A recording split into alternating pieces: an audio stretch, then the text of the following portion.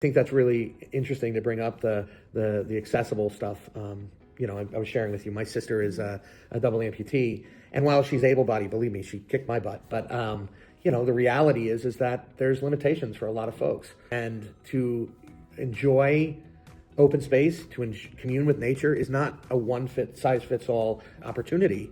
Some folks that might have mobility issues, getting 10 feet out of a car and being able to go bird watching, or see a rushy brook, or a herring run. We have several of those on the town. Yeah. Pretty special places, yeah. So you've done all this. I mean, obviously you have yourself, and you have you're a stewardship person. Director of Stewardship. Yeah, Yes. it's fairly Philip new. Boyer is our Director of Stewardship. We're working with AmeriCorps also. We have Okay. 2 full-time AmeriCorps members. They come to us from a program called TerraCorps.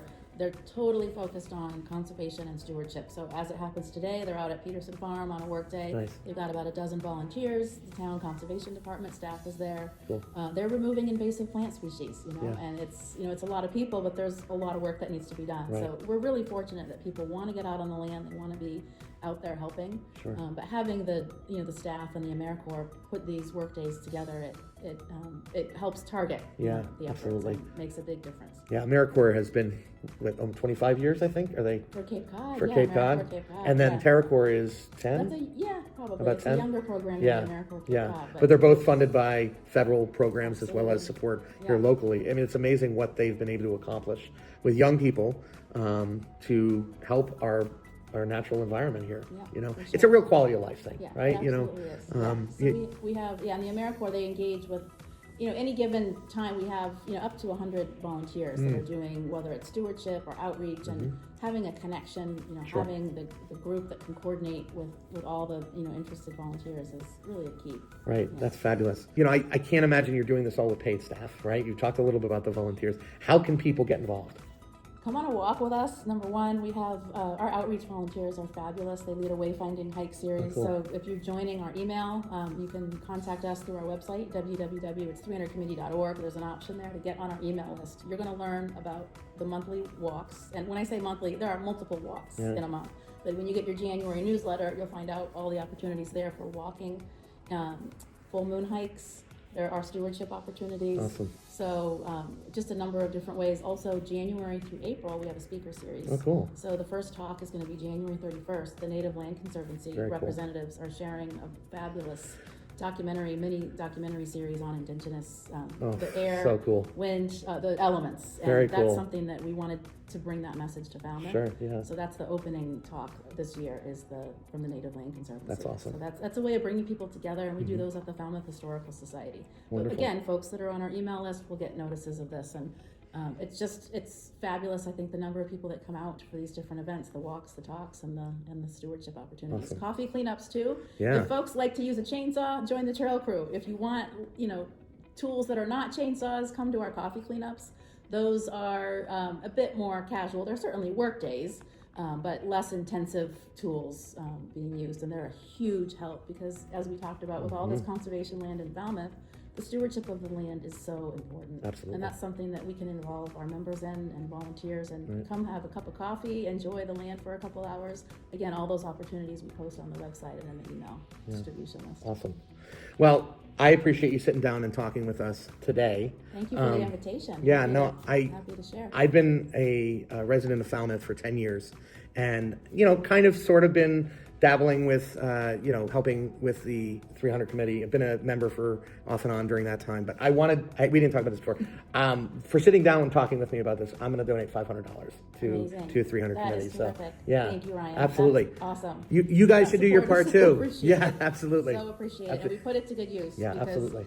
The funding that we receive supports the mission, continued land protection. We're still, above and beyond stewardship, we're still looking to secure additional lands Right, for conservation, right. and all of the funding that's provided, it goes, to a variety of, different parts of our operations. Right. With acquiring land, paying, the cost of appraisals and the legal work. Right.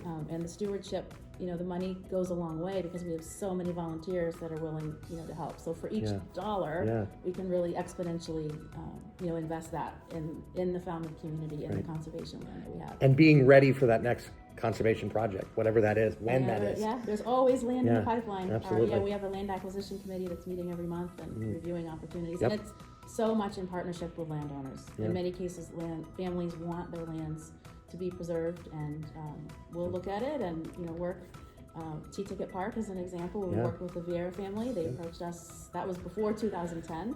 We worked with the Andrews family on Andrews Farm. I didn't mention farmland earlier. If I could just quickly mention. Please go for it. So, there's so little farmland left in Falmouth, so that's a high priority.